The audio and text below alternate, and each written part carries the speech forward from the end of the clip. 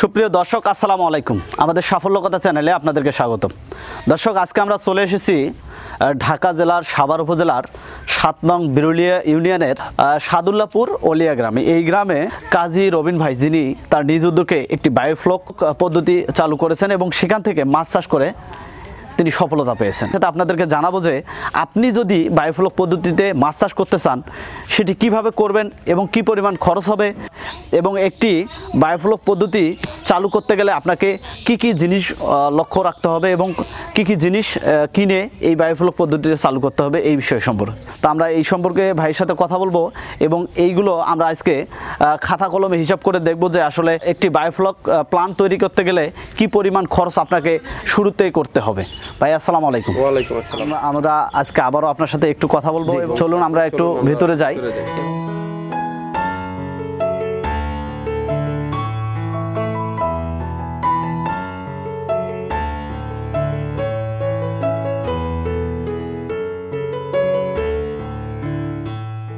দর্শক, আমরা ফার্মের ভিতরে চলে আসছি। এটাই হচ্ছে বায়োফ্লক পদ্ধতিতে এখানে মাছ চাষ হচ্ছে।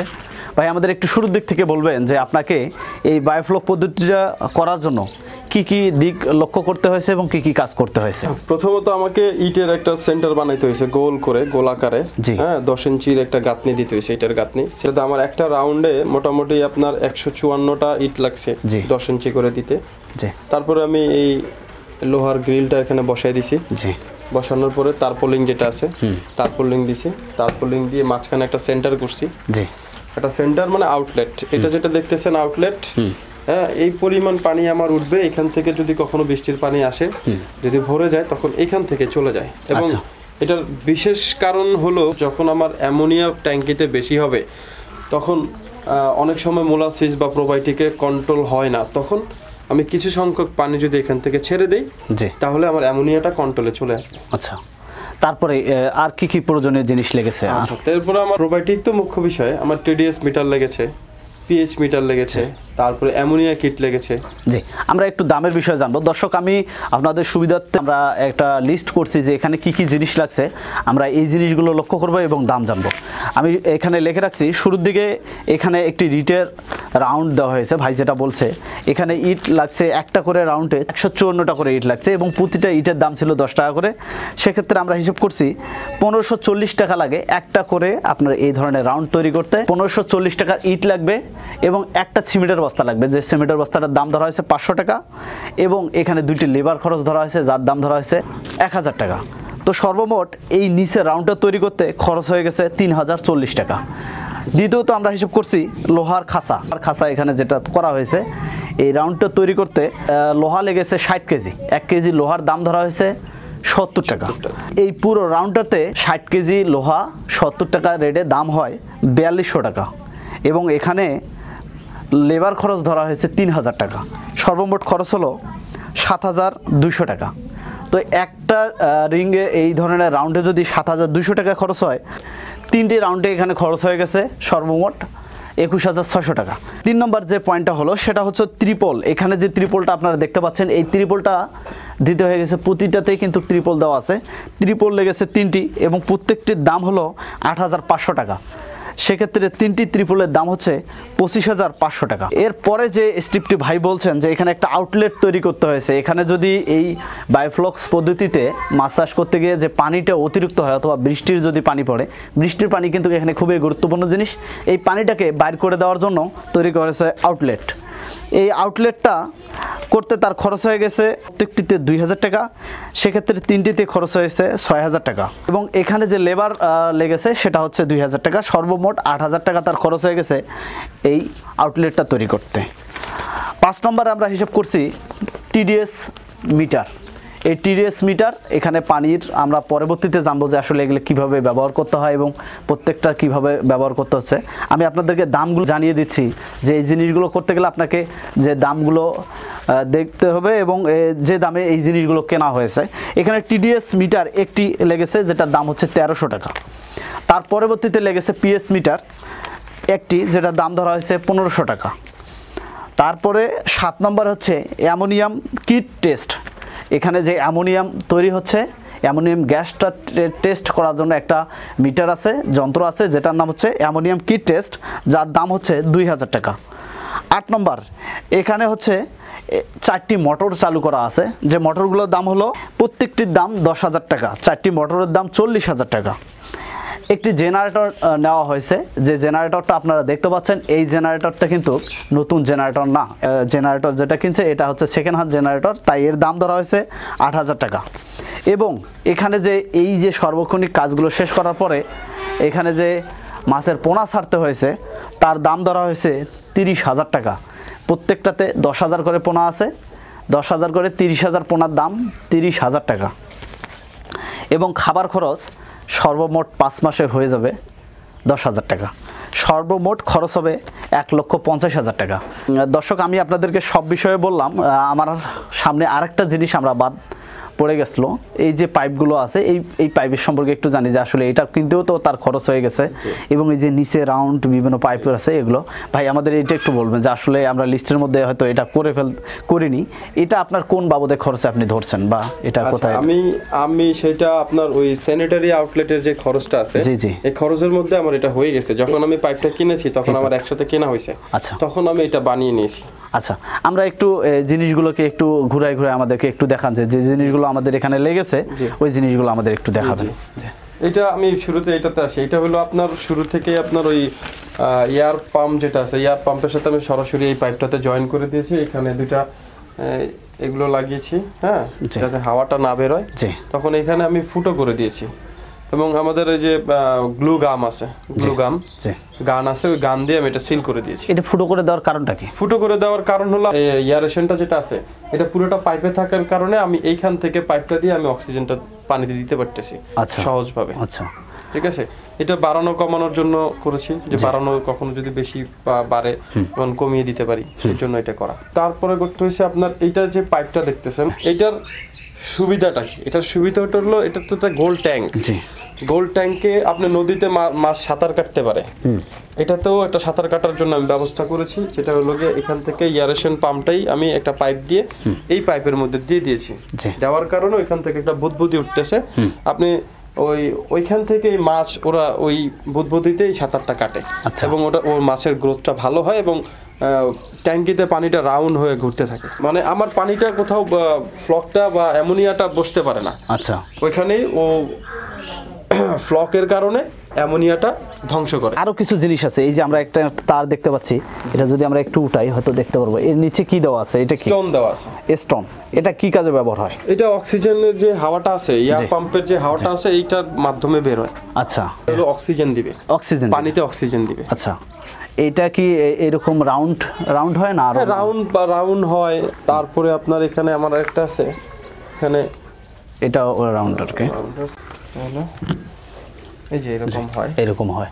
হ্যাঁ, এগুলো কি বাজারে কিনতে পাওয়া যায় না? আপনি এগুলো বাজারে কিনতে পাওয়া যায়, কিন্তু অনেক প্রাইস নেয়। এইটা একটা 250 টাকা নেয়, আমাদের কাটা বনে 250 টাকা নেয়। ভাই, আপনি বলছেন যে আপনি মেশিনগুলো যে আপনার এখানে 4টা মোটর লাগানো আছে, আপনি বাইরের দেশ থেকে নিয়ে আসছেন অর্ডার করে, এবং প্রত্যেকটার দাম কিন্তু 10,000 টাকা নিচ্ছে। আমাদের দেশে এই প্রোডাক্টগুলো পাওয়া যায় কিনা, এবং এগুলোর দাম কীরকম হতে পারে আর কি? প্রোডাক্টগুলো পাওয়া যায় ভাই, পাওয়া যায় না এমন কিছু নাই, কিন্তু কিছু সংখ্যক অসাধু ব্যবসায়ী যারা আছে, এই পাম্পটার মূল্য যদি হয় 10,000 টাকা, তারা সেটা নিতেছে 3 গুণ।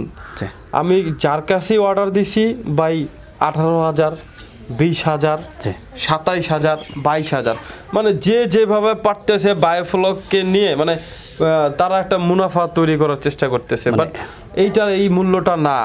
যখনই একটা যুব সমাজ কোনো কিছু করতে যাবে, তখন যখন এই দামগুলো দেখতে পাবে, তখন কিন্তু তারা এটা করতে পারবে, তারা ডিমোটিভেটেড হয়ে যাবে, ডিমোটিভেট হবে।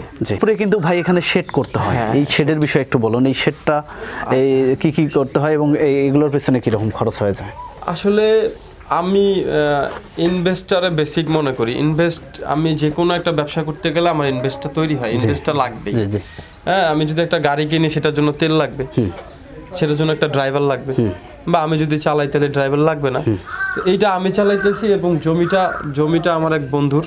হ্যাঁ, বন্ধুর শ্বশুরের, ওনাকে বলছি যে আমি এরকম একটা করতে চাই, এবং ওনারা আমাকে অনেক প্রকার সহযোগিতা করেছে। এই বাসটা সবকিছু এখানে ছিল, হ্যাঁ, মোটামুটি শুধু আমার টিন করতে হয়েছে আর মিস্ত্রি খরচ গেছে, আমি ইনক্লুডেড ওটার সাথে আমি অ্যাড করে দিয়েছি। যেমন এটার তেমন একটা খরচ আমার হয়নি, শুধু রশি কিনছি আর বাঁশগুলো এদিকেই ছিল, স্যানিটারির যে বাঁশগুলো আছে বাঁশগুলো দিয়ে আমি তৈরি করছি। আর এই নেটগুলো খুবই কম দাম, এই নেটগুলো খুবই কম দাম, একটা বান্ডিলে মোটামুটি 100 গজ থাকে, 100 গজ একটা বান্ডিল আমার হয়ে গেছে। 100 গজের দাম কত? এইটার 100 গজের দাম খুব বেশি না, 650 থেকে 700 টাকা। হ্যাঁ দর্শক, আমি ওটাই বলি সবসময় যে আসলে উদ্যোক্তারা কষ্ট করে যখন একটা জিনিস তৈরি করে, কষ্ট করে কিন্তু তারা সফলতা পায়। এখানে কিন্তু অনেক দিক খেয়াল করার আছে। এই প্ল্যানটা তৈরি করতে গিয়ে তা কিন্তু অনেক দিকে লক্ষ্য রাখতে হয়েছে। এখানে দেখতে পাচ্ছেন উপরে যে বাঁশগুলো, এই বাঁশগুলো তাকে কিনতে হয়নি, পাশে পড়েছিল, এটা ব্যবহার করছে। আপনারা যখন নিজে শুরু করবেন, সব কিছু যে আসলে কিনে শুরু করতে হবে না, আমার যেটা প্রয়োজনীয় জিনিস, আমার যেটা দিলে আমি কম খরচে এই জিনিসটা করতে পারবো, সেটাই আপনাকে লক্ষ্য করতে হবে। এক্স্যাক্টলি যেটা ভাই করছে আর কি। দর্শক, আমরা এতক্ষণ কথা বলছিলাম এই বায়োফ্লক পদ্ধতিতে কিভাবে মাছ চাষ করতে হবে, কত টাকা খরচ হয়, কত টাকা লাভ হবে, এই বিষয়গুলো নিয়ে রবিন ভাইয়ের সাথে আমরা এখন একটু পরামর্শ নিব। আমাদের অনেক দর্শক আছে, অনেক খামারি আছে যারা এই কাজগুলো করতে চায়, তারা কিভাবে শুরু করবে, তাদেরকে কোন কোন কাজ করে এই জায়গায় আসতে হবে, যেমনটা আপনি করেছেন। আপনি বিভিন্ন জায়গায় রিসার্চ করে এই জায়গায় আসছেন, এখান থেকে কিছু বলবেন। জি, সর্বপ্রথম আমি বলতে চাই হলো যারা এইটার উদ্যোক্তা, যারা এটা করতে চায় ইচ্ছুক, জি, সবার আগে ভাই ওই বাংলাদেশের ট্রেনিং যারা দিচ্ছে তাদেরকে ফোন করবেন। আমি ফোন করি, মাঝে মাঝে ট্রাই করি, ফোন করে বলি ভাই আমি তো এটার কিভাবে করব, কিভাবে কি করতে চাই। ওনারা শুরুতেই আমাকে বলে যে ভাই ট্রেনিং করেন, আপনাকে সব বলে দিব। আচ্ছা আচ্ছা, ট্রেনিং করতে হলে এখন কি করতে হবে ভাই? আমার 7,000 টাকা ফি আছে, 2 দিনের ট্রেনিং, আপনি আসেন, আপনার প্রোবায়োটিক লাগবে না কি লাগবে দিয়ে দিব। কিন্তু বাট ওই ছেলেটাকে আমার মনে হয় না পরিপূর্ণভাবে ওনারা দিতে পারতেছে। ওই ছেলেটা ঘুরতে ফোন দিতে এতটাই ব্যস্ততা দেখায় ওনারা, হ্যাঁ, মানে যুব সমাজ খুব ঝামেলায় আছে, এবং আমাদের তো বেকারত্বের হার বেশি। আপনি অন্য জায়গায় যাবেন, জেলে আপনার প্রজেক্ট ভিজিট করতে দিবেন, আপনার সাথে দাঁড়ায় থাকবে, দেখছেন, হ্যাঁ এবার চলেন, এইভাবে করে দেয়। আমি অনেক ট্রাই করছি, অনেক। আচ্ছা, এই ঝামেলাগুলো আমি পোয়াইছি ভাই, আপনারা এই ঝামেলাগুলো পোয়ায়েন না, এই ঝামেলাগুলো পোহানোর কোনো দরকার নেই। একটা সঠিক জায়গায় যদি মৎস্য বিভাগ থেকে খবর আমি পাইছি, ময়মনসিং মৎস্য বিভাগে নাকি ট্রেনিং শুরু করছে, হ্যাঁ, ওই ওয়েব পেজে সার্চ করলে ওনাদের সমস্ত ডিটেল চলে আসছে, আসলে কতটুকু কি লাগবে, কি খরচ, কি লাগবে, সমস্ত একটা লিস্ট ওনাদের পেজে আছে।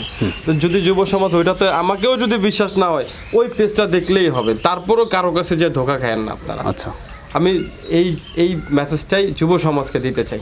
আচ্ছা, আপনি একজন উদ্যোক্তা হিসেবে কি বলবেন এই মাছ চাষটাকে আরও ব্যাপকভাবে কিভাবে সম্প্রসারণ করা যেতে পারে, এবং এটা করলে আমাদের দেশের জন্য কতটা উপকার হবে বলে মনে হয় আপনার কাছে? আচ্ছা, আমাদের দেশের জন্য তো আসলেই উপকৃত হবে এটা, হ্যাঁ, কারণ আমরা অনেকেই পুকুর পাই না। যেমন আমি মিরপুর 1-এ থাকি, মিরপুর 1-এ এরকম পুকুর কোথাও নাই। হ্যাঁ, আমি ইচ্ছা করলে আমার বাড়ির ছাদে করতে পারি, আমি ইচ্ছা করলে আমার বাড়ির উঠানে করতে পারি, আমি একটা ট্যাঙ্কি করলাম, এরকম অনেকেই করতে পারবে, অনেকেই করতেছে, হ্যাঁ, এইভাবে করা সম্ভব। আচ্ছা ভাই, এখানে শুধু যে তরুণ উদ্যোক্তা বা ছেলেরা আসতে পারে, এক্ষেত্রে বলবেন যে এখানে নারী উদ্যোক্তারা কতটা ভূমিকা রাখতে পারে? আচ্ছা, নারী উদ্যোক্তাও করতে পারে, বাসায় বসে খুব ভালোভাবে করতে পারে। আমি তো ওই দিন ইন্ডিয়াতে কিন্তু নারী উদ্যোক্তা অনেক আছে, জি, ওনারা করতেছে। বাংলাদেশেও মনে হয় একজনকে আমি দেখলাম ওই দিন ইউটিউবে, উনিও বাড়ির উঠানে করতেছে, জি, হ্যাঁ, উনি কতটা সাকসেস আমি জানি না, বাট নারী উদ্যোক্তারাও করতে পারবে। আচ্ছা, এবং শুধুমাত্র খাতা কলমে একটা বেসিক নলেজ নিলে, ছোট করে একটা ট্যাঙ্কি করলো, 3 মাসের একটা হারভেস্টিং বা 4 মাসের একটা হারভেস্টিং করলো, তারপরে উনি ওনার ড্রাইভটা শিখে গেল, উনি এরপরে স্বাবলম্বী হতে পারবে এটা দিয়ে ইনশাল্লাহ। ভাই, আপনি এই বায়োফ্লক পদ্ধতির মাছ চাষ নিয়ে ভবিষ্যতে কী চিন্তা ভাবনা করতেছেন, এবং আপনার কি চিন্তা আছে? আমার এগ্রিকালচারের, আমি আগেই বলেছি যে আমার এগ্রিকালচারের উপরে আগে থেকে একটু শখ বা হবি, হ্যাঁ, আমার করার ইচ্ছা আছে। আমি এটাকে আস্তে আস্তে এস্টাবলিশ করব, আরও বড় করব। আমি হয়তোবা সামনের মাস থেকে কাজ শুরু করতে পারি। মোটামুটি 20টা ট্যাঙ্কির জন্য আমি প্রোডাক্ট কিছু অর্ডার দেওয়া হয়েছে, কিছু আসবে, আমি কাজটা ধরবো আর কি, বড় করবো ইনশাল্লাহ। রবিন ভাই, আপনাকে অনেক ধন্যবাদ জানাচ্ছি আমাদের মূল্যবান সময় দেওয়ার জন্য, এবং আমাদের দর্শক শ্রোতা এবং তরুণ ভাইদের জন্য এই সুন্দর পরামর্শমূলক কথাগুলো বলার, এবং আপনি যে আপনার অভিজ্ঞতাগুলো আমাদেরকে শেয়ার করলেন এবং উদ্যোক্তাদের কাছে পৌঁছে দেওয়ার জন্য আমাদের কাছে এই জিনিসগুলো আপনি জানালেন, এর জন্য আমরা আবারও ধন্যবাদ জানাচ্ছি আমাদের সাফল্যকতা টিমের পক্ষ থেকে। আসসালামু আলাইকুম। ওয়ালাইকুম আসসালাম। দর্শক, এই ছিল বায়োফ্লক পদ্ধতির মাছ চাষ নিয়ে আমাদের আজকের এই প্রতিবেদন, এবং রবিন ভাইয়ের কাছ থেকে আমরা জানলাম এই বায়োফ্লক পদ্ধতি কীভাবে মাছ চাষ করতে হয় এবং এর খুঁটিনাটি বিষয়গুলো বিস্তারিতভাবে জানলাম। আপনাদের আশেপাশে সফলতার গল্পগুলো আমাদের জানিয়ে দিন, আমাদের সাফল্যকতা টিম চলে যাবে আপনাদের কাছে। ধন্যবাদ সবাইকে।